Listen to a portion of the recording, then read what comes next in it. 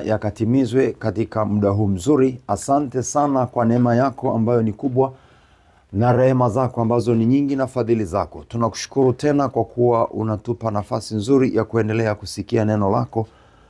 Utukufu wako ukaonekane na mamlaka yako ikaendelee kumiliki. Roho mwema tuongoze, tufundishe katika saa hii nzuri, tupate kufahamu habari njema za ufalme wa Mungu na vile Mungu itupasavyo wakati wowote, katika jina la Yesu Kristo. Asante kwa ajili ya muda huu, kwa ajili ya msikilizaji na mtazamaji huyu. Roho mwema tawala yote, endelea kumiliki hata katika kila mahali kwenye mtandao. Damu yako Yesu ikanene mema, nafsi za watu wako zikaponywe, zikainuliwe na kutiwa nguvu kwa Roho Mtakatifu. Asante kwa sababu umwaminifu, utupendaye sana na kutuosha dhambi zetu. Ninaomba rehema, ninaomba toba na rehema kwa ajili yetu sote na hata taifa letu lote la Tanzania. Bwana ukarehemu, Bwana ukafadhili kwa fadhili zako zilizokuu, katika jina la Yesu Kristo. Asante kwa kuwa umwaminifu na mwenye neema yote na utukufu mwingi, katika jina la Yesu Kristo. Turehemu Baba yetu,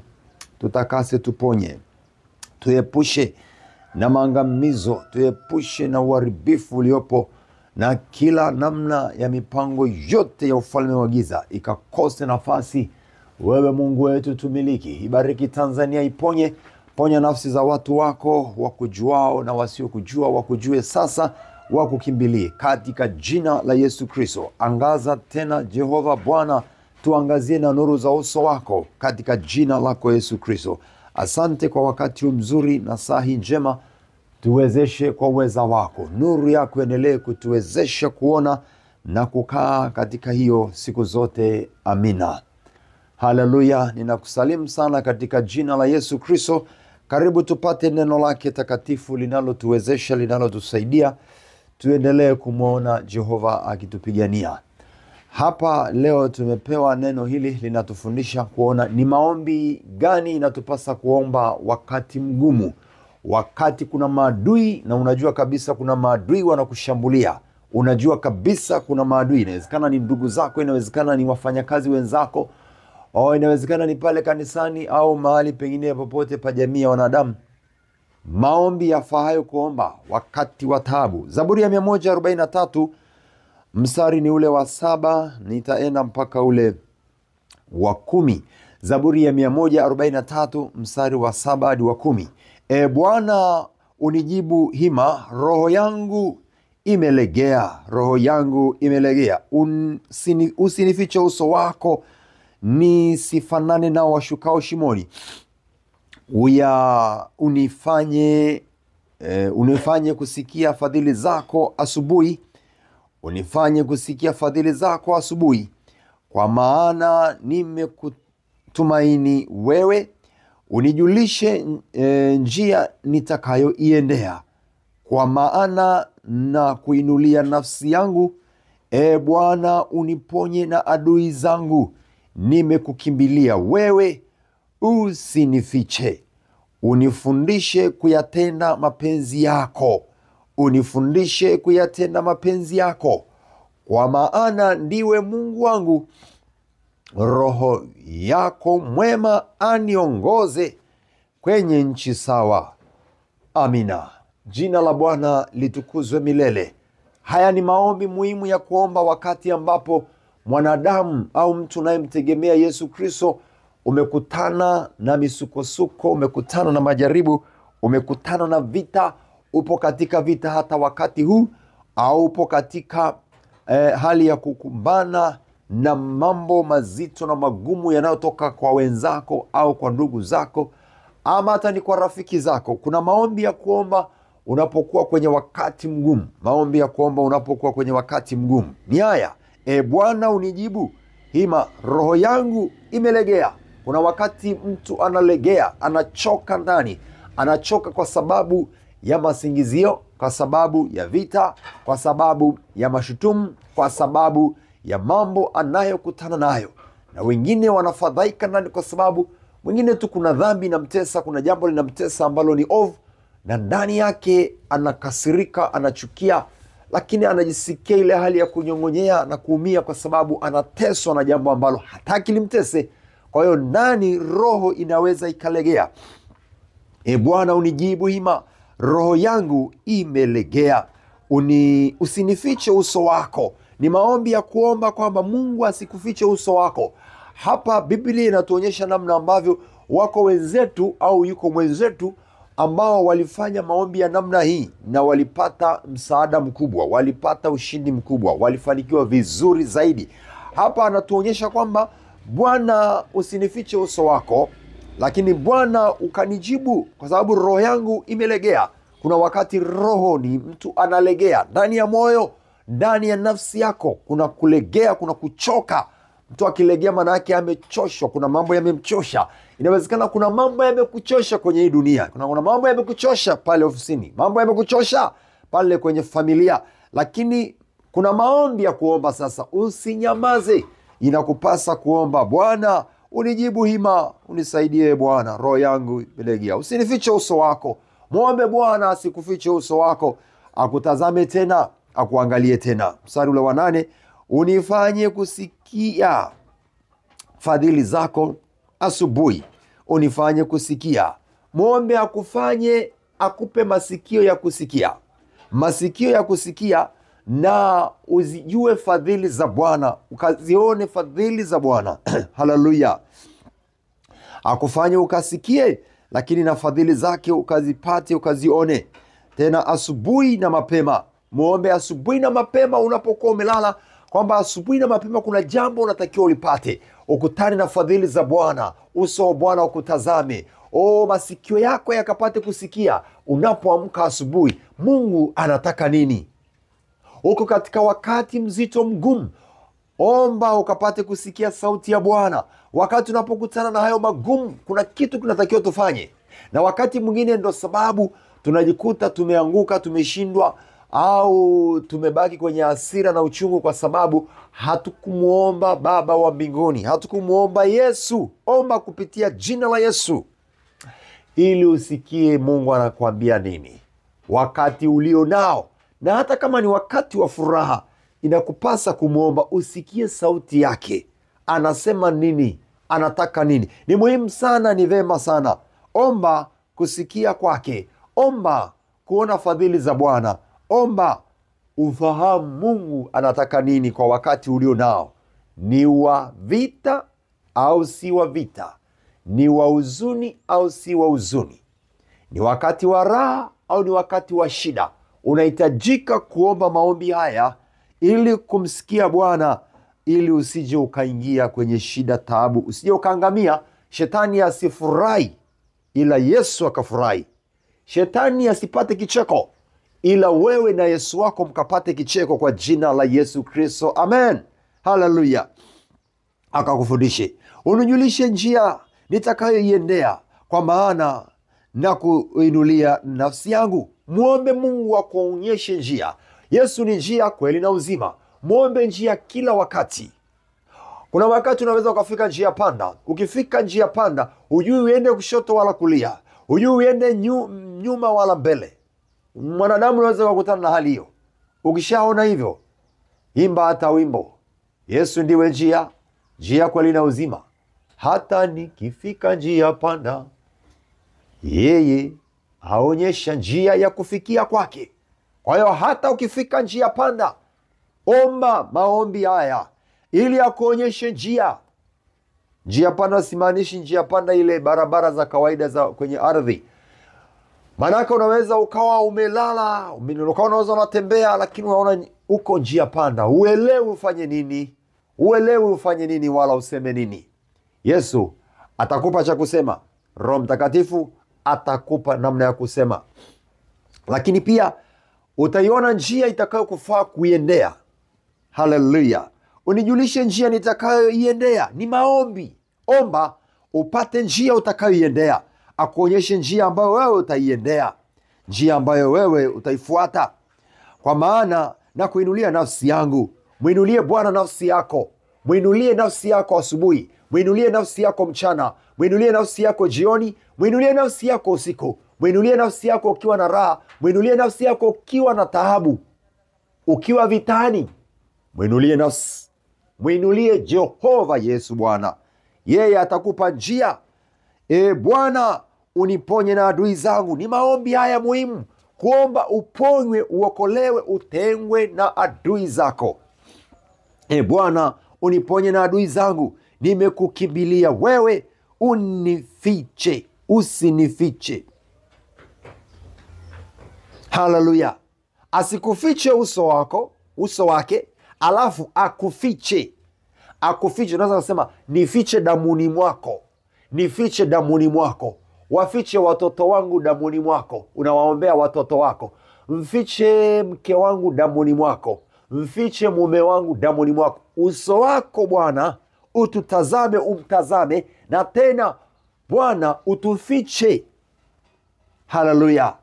Akufiche. Yesu unipendaye, kwako na kimbilia, mbavuni mwako unifiche. Akufiche kwenye mbawa zake. Akikuficha unakuwa salama. Unaombea na mwingine afichwe kwenye mbawa. Rafiki zako, watumishi wenzako, wapendwa wenzako, ombea afichwe damuni mwa Yesu. Ombea biashara yako ifichwe damuni mwa Yesu.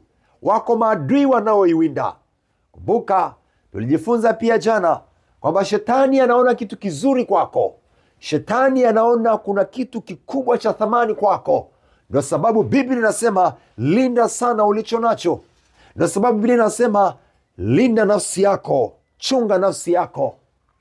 Iambie nafsi yako, mwinulie Bwana nafsi yako, kwa sababu kuna uharibifu unaotembea usiku na mchana. Bwana akufiche. Bwana, uniponye na adui zangu, nimekukimbilia wewe, unifiche. Nimekukimbilia wewe, unifiche. Ni maombi muhimu, makubwa, mazuri sana kwako wewe unayenisikiliza.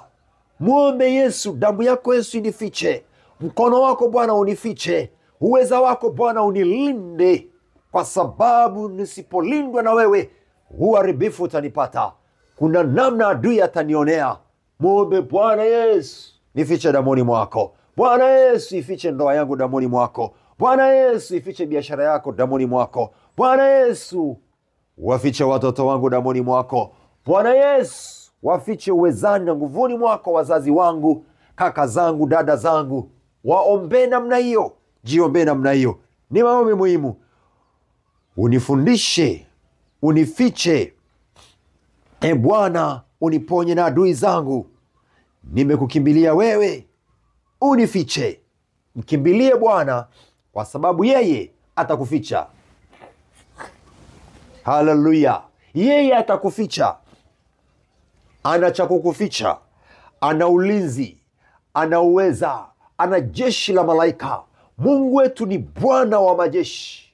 Mungu wetu ni Bwana wa majeshi. Yeye ni Bwana wa majeshi. Kwa hiyo analo jeshi la kutosha kutulinda usiku, kutulinda asubuhi, kutulinda mchana, kutulinda safarini, kutulinda kwenye hatari. Tunaposhambuliwa, yeye ana jeshi la kutuwekea. Ana ulinzi wa kutosha ili tuwe salama.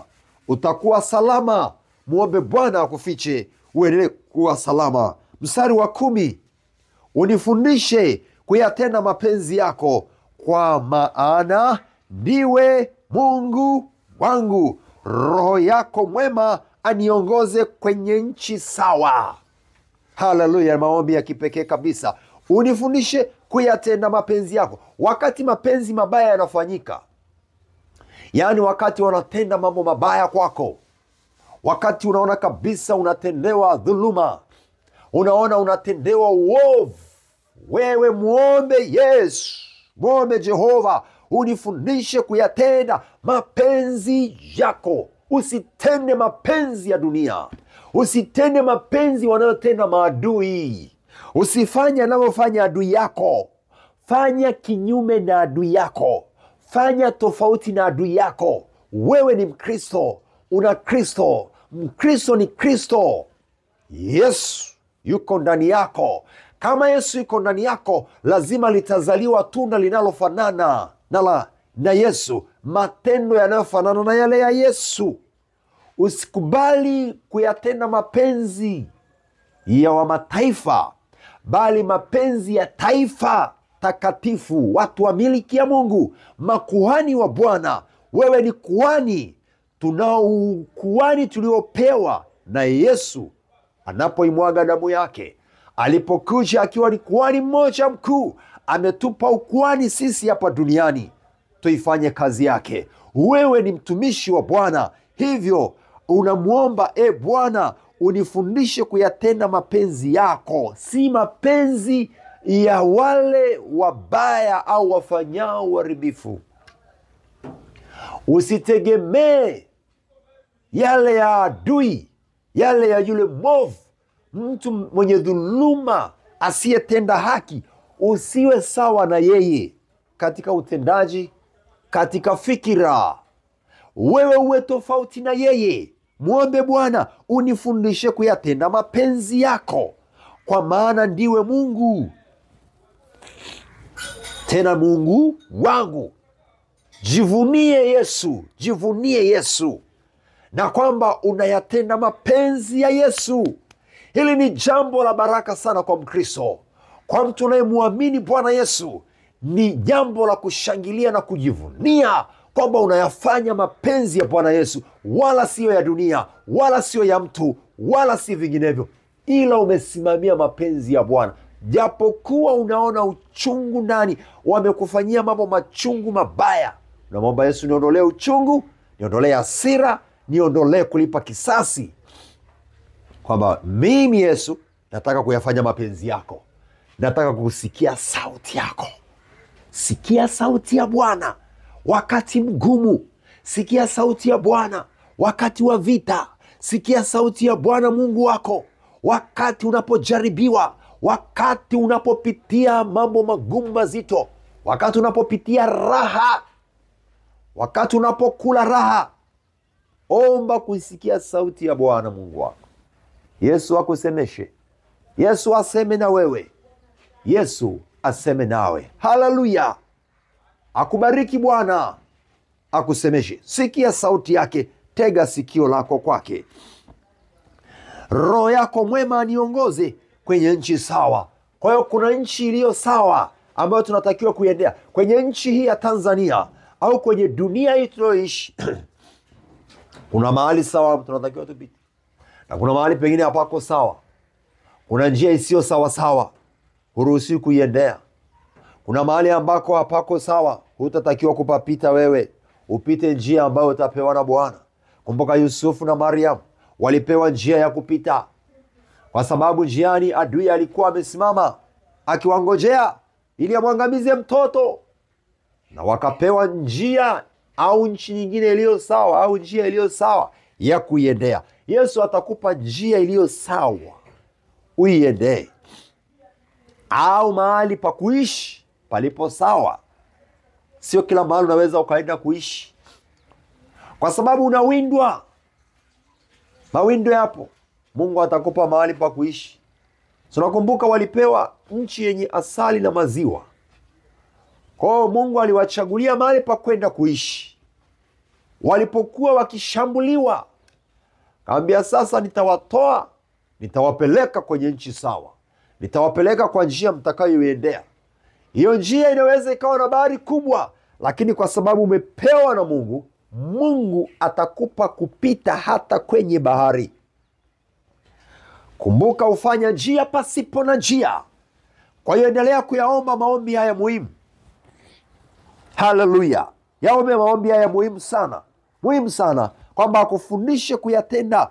Ufundishwe kuyatenda mapenzi ya Mungu, si ya kwako wala si ya maadui, si ya watenda maovu, bali uyatende mapenzi yake aliye juu, aliyetukuka. Yeye akuongoze kwenye nchi sawa.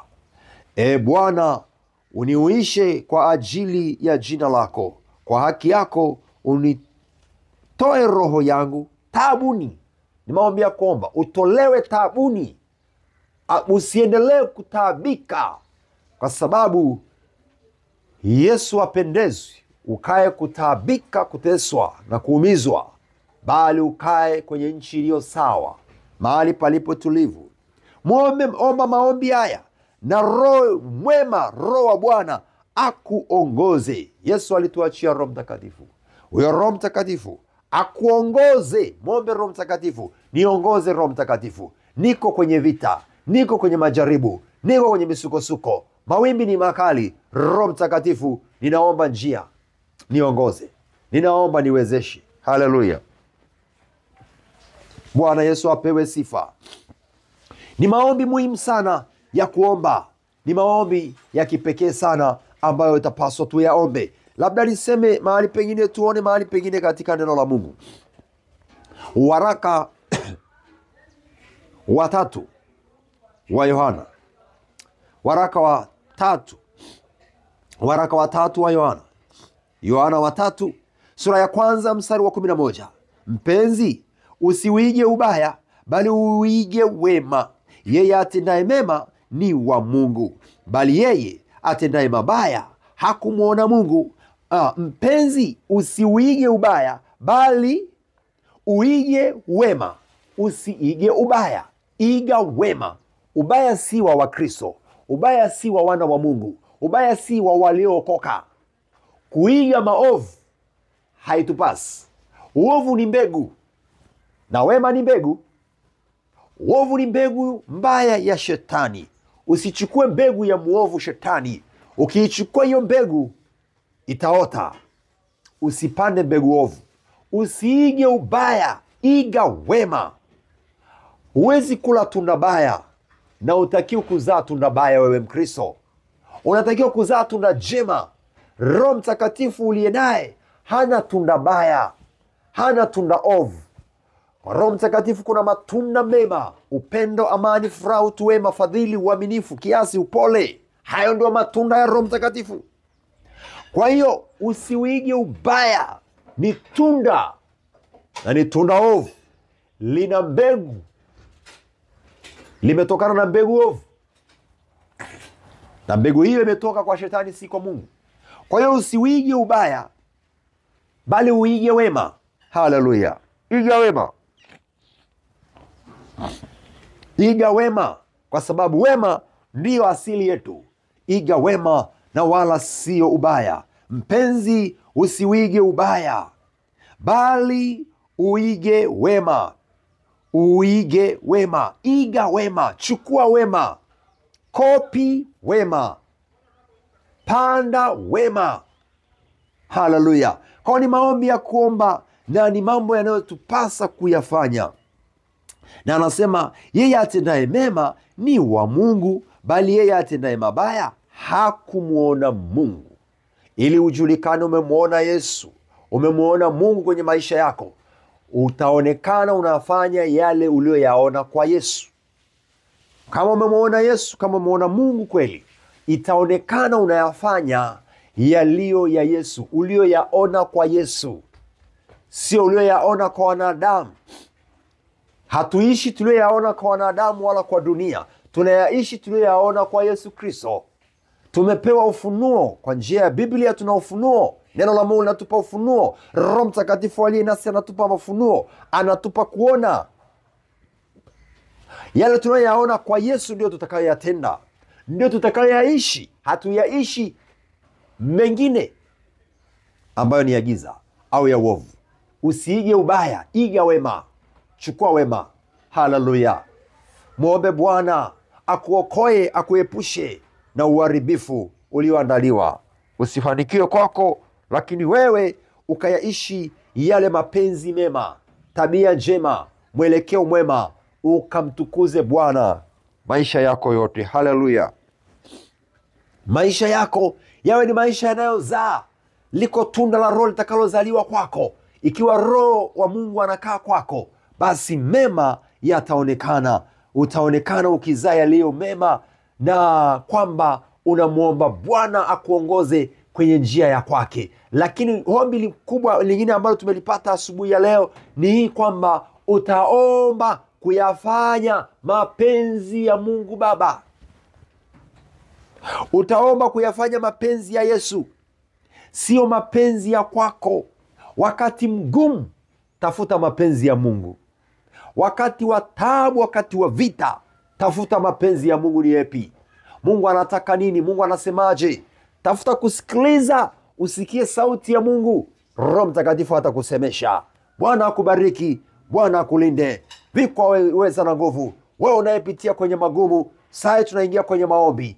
Omba maombi hayo na Bwana atakuvusha, na usikubali. Na kama ulianza kufanya mabaya, sasa sema unayakataa, unayavua mabaya ulioyaiga au ulioyaweka moyoni, hasira na uchungu na kutaka kulipa kisasi, hayo unayatupa nje. Kikubwa hapa ni kwamba maombi wakati mgumu, wakati uko kwenye vita, wakati uko kwenye mateso, wakati unakabiliana na masumbufu na uharibifu na unatendewa mabaya na unayaona mabaya, sasa hayo yarudi kwa shetani. Wewe umeyaona mema kwa Yesu. Naamini una historia, ninaamini una ushuhuda, hata kama si kwako mwenyewe, kwa watu wengine umeona. Na kwa sababu hiyo sasa Bwana akakuvika uwezo. Wewe ambaye umepitia katika wakati mgumu, au sasa upo kwenye wakati mgumu, au utakutana nao, usikubali kuiga ubaya, bali kaige wema. Usikubali kuendelea kukaa taabuni, muombe Bwana akutoe. Usikubali kuchukua mbegu ya uovu, bali mbegu njema kila siku. Haleluya. Bwana akutunze na kubariki saa hii tunapokwenda kuomba kwa jina la Yesu Kristo. Tunapokwenda kuomba kwa jina la Yesu Kristo. Haleluya, haleluya, haleluya. Muombe Bwana akufundishe kuyatenda mapenzi yake yote katika jina la Yesu. Roho Mtakatifu, asante kwa neno hili. Jehova, nakushukuru. Sasa tunakwenda kuingia kwenye maombi. Ninaomba ukaponye nafsi ambazo ziko taabuni, nafsi ambazo zinanyanyaswa, zinanyanyasika, nafsi ulizoziumba wewe, watu wako uliowaumba wewe, ambao wanateswa na kunyanyaswa. Ninaomba sasa nguvu zako zikatende kwa jina la Yesu Kristo. Karibu kwenye maombi. Mtoto wa Yesu, mtu wa Mungu, mjoli wa Bwana, tumishi wa Bwana Yesu, karibu sasa kwenye maombi. Tuingie kwenye maombi. Wanaoyafanya ambayo ni maovu mabaya, vita ambayo unakutana nayo au inaendelea, saa hii tunaingia kwenye maombi. Haya maombi ni vita yenyewe, yanaweka ukingo, yatasababisha Mungu atende jambo kwenye maisha yetu. Kwenye hiyo vita, nao watesi, Bwana akabiliane nao mwenyewe. Mstari wa 12 anasema, kwa fadhili zako utawakatilia mbali adui zangu na kuwaangamiza wote wanitesao nafsi. Kwa maana mimi ni mtumishi wako. Kwa maana mimi ni mtumishi wako. Jihakikishie au tamka, wewe ni mtumishi wa Bwana, mtumishi wa Bwana Yesu. Na kama ni mtumishi wa Bwana Yesu, wewe huna sababu ya kuhangaika kutafuta kupigana au kwenda kimwili. Nenda kiroho. Yesu anapigana hiyo vita. Wewe cha kufanya ni kuingia kwenye maombi. Ingia kwenye maombi. Maombi yanatuma mishale, mashambulizi. Maombi yanaleta uweza wa nguvu za Mungu na uwepo wa Mungu ambaye atapigana hiyo vita. Wewe usipigane wala usisumbuke, usihangaike. Nyosha mkono wako juu. Tuendelee kumuomba Bwana. Sema pamoja nami, asante Baba kwa uweza wako na nguvu zako. Litukuzwe jina lako. Ninaomba rehema. Unirehemu ye Bwana. Unisamehe Bwana. Nilipoenda kimwili, nilipoenda kama adui zangu, sasa ninaomba uniponye. Sasa naomba unitakase. Tamka tena pamoja nami, sema naomba rehema zako Yesu. Sema tena, ninaomba macho yangu yafumbuke, nipate kuona mapenzi yako, nipate kuiona njia inipasayo kuiendea. Omba tena, sema naomba Roho Mtakatifu uniongoze wewe sasa katika majaribu niliyo nayo, vita niliyo nayo, katika mambo magumu nayokabiliana nayo, katika giza lililo mbele yangu. Ninaomba Roho Mtakatifu niongoze. Yesu, ninaomba nuru yako niweze kupita, giza lisiniweze. Ninaomba nguvu zako na uweza wako, neema yako iwe pamoja na mimi sasa na siku zote, kwa jina la Yesu, kwa jina la Yesu. Endelea kuomba, nami naendelea kuomba kwa ajili yako na kwa ajili ya wengine. Nguvu zake aliye juu na zikujilie, na uweza wake ukujilie. Yesu Kristo akutoe sasa kwenye mateso, kwenye maangamizo waliokuandalia. Hautatumbukia, kwa sababu Bwana atakupa njia nyingine ya kupita sasa. Ukapewe njia ya kupita, ile njia alikokaa adui. Kwa jina la Yesu Kristo uepushwe na hiyo njia sasa. Roho Mtakatifu akuongoze njia utakayoiendea. Bwana akutoe katika hayo mateso. Bwana akutoe katika kukutabika. Nafsi yako isikae taabuni tena. Nafsi yako isikae taabuni tena. Bwana akutoe hapo na kumtukuza na kumshuhudia kwa matendo yake makuu ambayo anakutendea sasa, katika jina la Yesu. Bwana akutazamishe na uweze kuona uweza wake na nguvu zake, na damu ya Yesu kunenee mema, na sauti yake ikaseme na wewe wakati mgumu ulio nao. Baba, ninaomba sauti yako juu ya watu wako wanaoteswa. Wengine wamefungwa gerezani kwa kudhulumiwa, kwa kuongo, kwa kusingiziwa. Wengine wako katika vifungo vya giza. Wengine wapo katika mashambulizi na shutuma mbalimbali, lakini wamesingiziwa. Mungu wa haki yote, ninaomba haki yako ikasimame.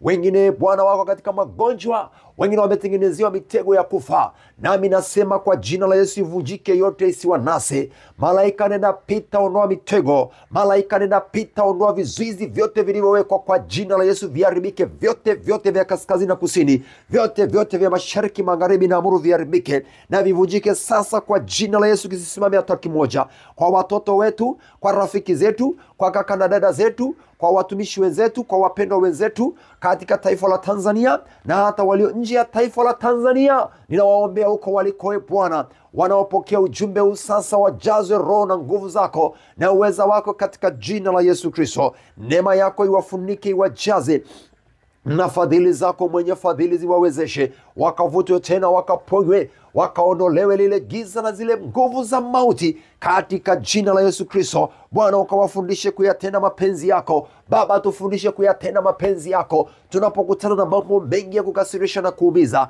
mambo ambayo ni ya uovu na ambayo ndani yake tunaona kabisa iko dhuluma na mateso na uharibifu. Ninaomba wewe mwenyewe Bwana ukaziokoe nafsi za watu wako, ukaziponye nafsi za watu wako, ukatuponye kwa uweza wako na nguvu zako, ukatuondolee yale walioyakusudia, yale mapenzi yao mabaya yasiweze kufanikiwa, lakini sisi tukafanikiwe sana. Mapenzi yako yakatimizwe na nguvu zako zikatawale. Bwana, asante, maana utawaokoa watu wako na maangamizo yaliyotengenezwa pale hospitalini. Kwa jina la Yesu wakavuliwe, wakainuliwe, wakaokolewe. Kwa jina la Yesu wakaachanishwe. Ajali zile mbaya walizotengeneza wachawi na ufalme wa giza na ziharibike zote kwa jina la Yesu. Mitego ikakatike yote kwa jina la Yesu. Ninapiga kwenye anga na kwenye ardhi na kwenye maji, popote walikoweka mitego, popote walipoweka jeshi la uharibifu. Bwana Mungu wa majeshi, uweza wako ni mkuu. Jeshi lako likaende nasi, likaende na watu wako wanaosafiri, likaende na watu wako Bwana walio kwenye huduma wakiitenda kazi yako, wakawe salama katika jina la Yesu Kristo. Wakafunikwe nguvuni na damuni mwako. Yule mtesi asifanikiwe kwa jina la Yesu Kristo. Ninazivuruga kaza adui, roho za mateso, roho ya dhambi, mawazo mabaya yavurugike, yaachie vijana wa Tanzania, vijana ndani ya kanisa. Ninaipiga hiyo nguvu ya adui, mashambulizi ya kipepo yanayokuja kwa mawazo, yanayokuja na kuwashawishi kutenda dhambi. Naipiga hiyo mamlaka, naivuruga kwa jina la Yesu Kristo. Baba, naomba wakalindwe vijana, wakawe salama imara. Wasaidie, watetee Bwana, watoke kwenye yale maangamizo na mateso. Wengine wako kwenye machozi, wengine wametendewa mambo ya ukatili na wameshindwa kuendelea kuvumilia, na wengine wameshindwa kuendelea kuomba au kwenda kanisani. Bwana, uwavute kwa neema yako katika jina la Yesu, katika jina la Yesu. Uwavute kwako Bwana, uwaneemeshe kwa neema yako Bwana, uwajaze na uweza wako. Roho Mtakatifu, waonyeshe njia. Naomba waonyeshe njia, naomba waonyeshe njia. Tuonyeshe njia Bwana, tunapokutana na njia panda, tunapokutana na vikwazo, tunapokupigana na pingamizi. Bwana, tuonyeshe njia. Nguvu zako zikatawale, rehema zako zikawe juu ya watoto wako katika jina la Yesu Kristo. Huyu ambaye ametahayari ndani yake, Bwana, endelea sasa kumpa kuona nguvu na uweza wako, mjaze. Roho Mtakatifu, sema naye kwa jina la Yesu Kristo. Maangamizo haya yasifanikiwe kwa jina la Yesu Kristo. Enyi mapepo mnaoshambulia, na wapiga kwa jina la Yesu. Mliokaa tumboni, mliokaa kwenye miguu, kwenye macho, mliokaa kifuani na mgongoni, toka, achia mgongo kwa jina la Yesu. Toka, achia viuno vyake kwa jina la Yesu. Toka, achia kifua kwa jina la Yesu. Toka, achia kichwa kwa jina la Yesu. Toka, achia nyayo na hatua zake. Enyi kuzimu haribika, achia huyo kijana, achia huyo mzee, achia huyo mama, achia huyo mtoto kwa jina la Yesu Kristo. Pewa kushinda, pewa kusonga mbele. Vuka kwa jina la Yesu. Hapo walipoweka kipingamizi na kizuizi, vuka sasa katika jina la Yesu. Vuka sasa katika jina la Yesu. Vuka sasa kwa jina la Yesu. Nguvu za aliye juu zikupe kutembea katika nguvu na uwezo na ushindi. Bwana kuvushe hapo katika jina la Yesu Kristo. Hilo lililong'ang'ana kukuzuilia au kukushambulia, nguvu zake aliye juu zikupe kutoka, zikupe kushinda kwa jina la Yesu Kristo. Amini sasa kwamba umetoka na unasonga mbele. Ubarikiwe kwa jina la Yesu Kristo wa Nazareti aliye hai. Amina, amina, amina. Bwana na akutunze na kukubariki kwa uweza wake mkuu. Akupe neema yake tena kwa uweza wake mkuu katika jina la Yesu Kristo. Nguvu zake aliye juu zikulinde. Endelea kuomba na kumwamini Yesu Kristo. Barikiwa katika jina la Yesu. Na tuombe sasa kwa ajili ya sadaka. Bwana Yesu, nakushukuru kwa ajili ya watu wako na sadaka ambazo wanaziachilia na zingine wameziachilia. Tumeenda kufanya kazi yako kule vijijini, na hata sasa tunazihitaji tena kwa ajili ya kurudi huko kuifanya kazi yako kule vijijini. Bwana Yesu, wabariki wote wanaonyosha mikono yao. Wote Bwana, bariki kila mmoja ambaye moyo wake umetoka kupenda. Bwana waguse. Bwana bariki uchumi wao na kuongeza sana sana na kuzidisha. Waongezewe mara elfu elfu katika jina la Yesu. Wabariki sana na kuwawezesha kwa uweza wako mkuu katika jina la Yesu Kristo. Barikiwa kwa jina la Yesu. Neema ya Mungu ikufunike na maongezeko mengi kiroho, kiuchumi, kimwili ya kujilie kwa jina la Yesu Kristo. Amina. Namba ambayo unaweza kutumia ni 0787 6275 91, 0787 627591. Namba ya Vodacom ni 0762 282 439. Hiyo ni Vodacom. Nairudia tena 0762 282 439. Bwana akubariki. Endelea na siku tuombea kwa kazi njema ya injili tutakayoiendea kule Manyara tena kwa ajili ya kumtumikia Bwana Yesu huko kwa utukufu wa jina lake. Amina.